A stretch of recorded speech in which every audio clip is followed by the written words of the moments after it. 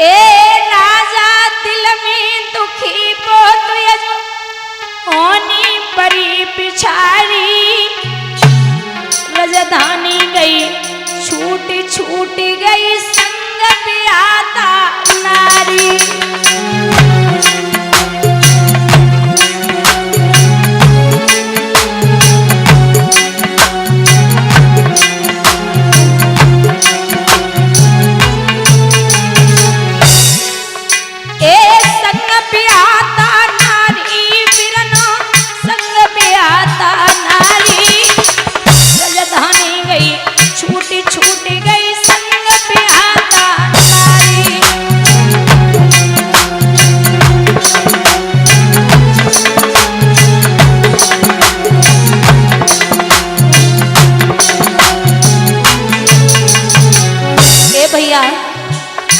छब्बीस गए पेट में अन्न नहीं भाई,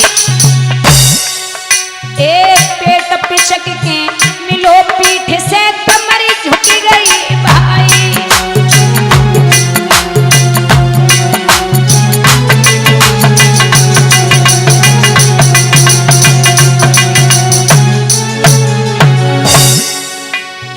भोर भयो दिन 27 जब मेहतर के घर आयो, बोलो मेहतर हरिश्चंद्र से पानी भर के लाओ।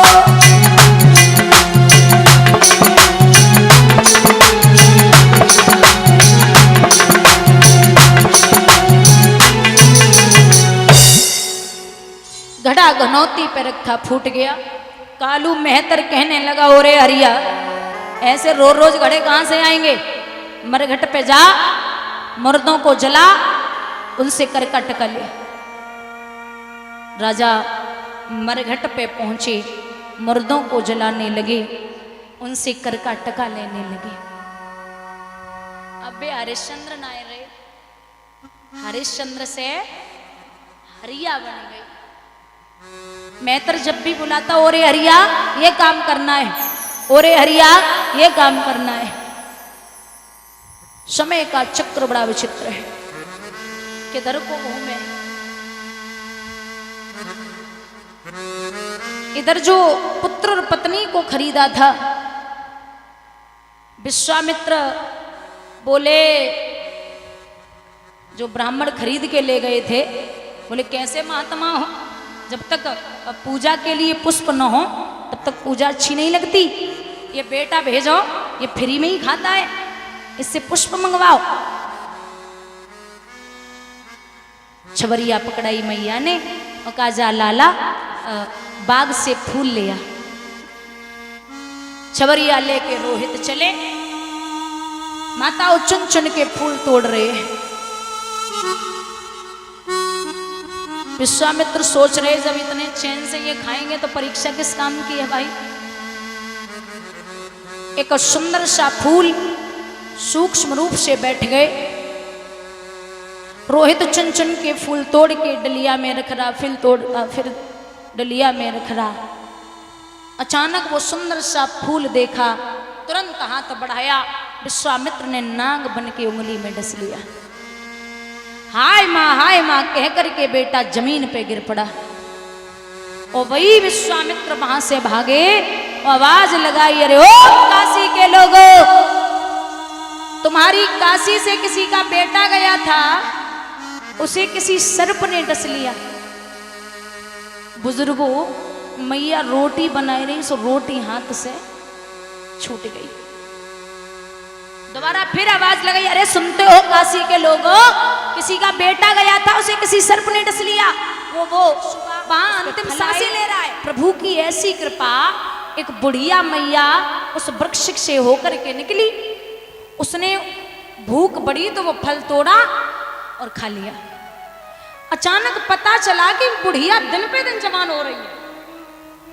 अभी ये खबर सिपाहियों के द्वारा राजा को पता चली, महाराज वो जो फल था ना, उससे वृक्ष उगा, एक मैया ने वो खाया, बूढ़ी मैया थी, जवान हो गई। राजा ने तत्काल बुलाया, आ जाओ। बुढ़िया प्रवेश हुई। आपने वो फल खाया? जी मालिक खाया। कोई गुनाह किया? गुनाह नहीं किया। आप बूढ़ी थी, जवान हो रही हैं? बोले जी बिल्कुल हो रहे हैं। अब राजा को चिंता हुई कि हमें लगता है कि बीच रास्ते में उस फल में कुछ गड़बड़ी हुई। वो तोता ऐसा कदापि नहीं कर सकता जो हमारे साथ में विश्वासघात कर दे।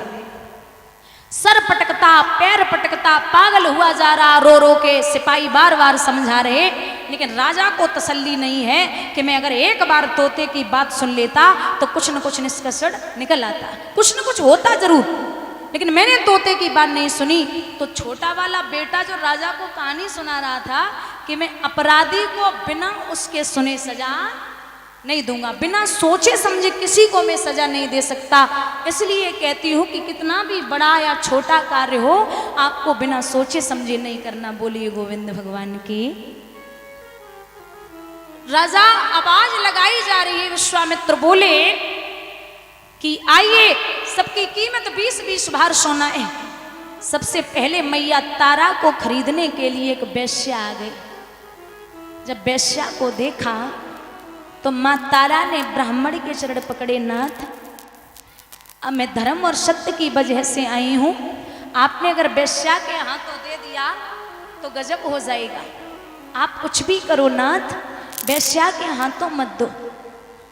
राजा बोले, ओ महात्मा बोले, इतनी पड़ी थी तुझे धर्म की तो या क्या लेने आई है, घर पे ही पड़ी रहती, जरूरी था क्या? समझ गई मैया के बिना मालिक के कोई ना। सो आवाज लगाई, अरे गुरु नानक संतों के पालक, पृथ्वी के मालिक अवतारी।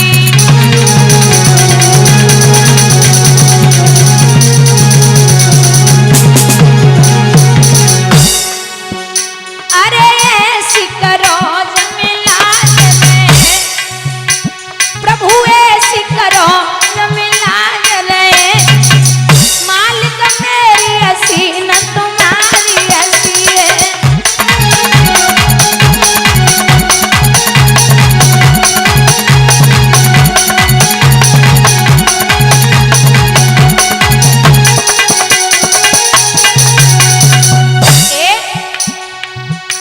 संसार समुद्र से पार कियो, संसार समुद्र से पार कियो, जैसे गौतम नारी अहिल्या नारी।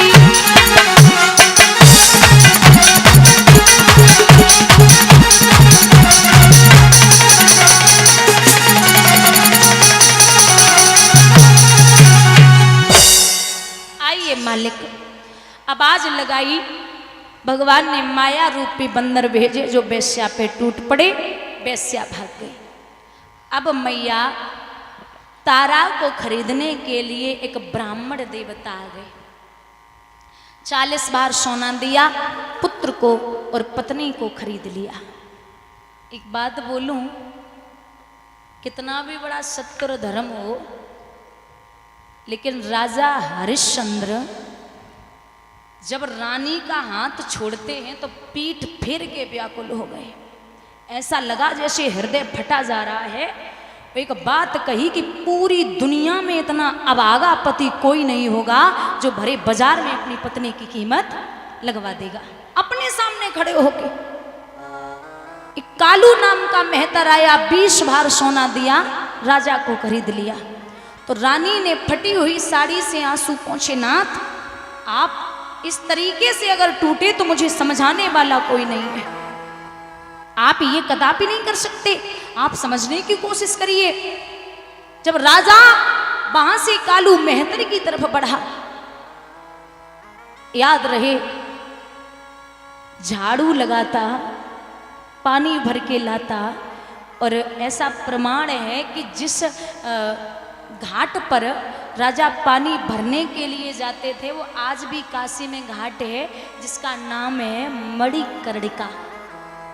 राजा हरिश्चंद्र जिस घाट पे पानी भरने के लिए जाते थे उस घाट का नाम है मणिकर्णिका। पानी भरने जाते, लेकिन जैसे ही भोजन के लिए बैठते राजा हरिश्चंद्र तो कहीं कुत्ते के रूप में, कहीं बिल्ली के रूप में, कहीं शूद्र के रूप में, कहीं भिखारी के रूप में सारा भोजन आकर के विश्वामित्र ले जाते। 26 दिन है गए, राजा के पेट में एक अन्न को टुकड़ा ना पहुंचो। विचार करता है राजा कि मैं आज भोजन करूंगा, लगता है कोई नहीं आएगा।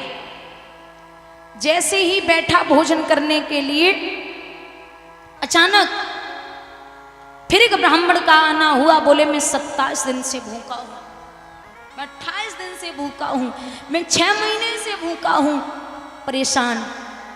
पानी भरने के लिए पहुंचे तो उसी घाट पे मैया तारा पानी भरने के लिए जाती। राजा की निगाह जब रानी पे पहुंची, शिथिल शरीर हो गया।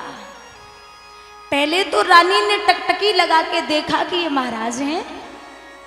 राजा पूरा जोर लगा रहा है लेकिन घड़ा नहीं उठ रहा। देवी आगे आ जाओ, थोड़ा सा हाथ लगा दो। नहीं महाराज, नहीं लगा सकती। आप एक मेहतर के यहाँ काम करते हैं, मैं एक ब्राह्मण के यहाँ नौकरानी हूँ, मैं हाथ नहीं लगाऊंगी, मेरा धर्म और सत्य नष्ट हो जाएगा। राजा बोले अरे वो पगली, तो को धर्म की पड़ी है? अरे कहाँ से कहाँ आए के पहुँचे? हमें 26 दिन है गए, पेट मन को टुकड़ा ना पहुँचो और तुझे सत्य धर्म की पड़ी है? घड़ा उठवा दे, मैं पति हूँ आपका। नहीं महाराज माफ करिए। जैसे तैसे वहां तो घड़ा उठा लिया। राजा विचार करता है,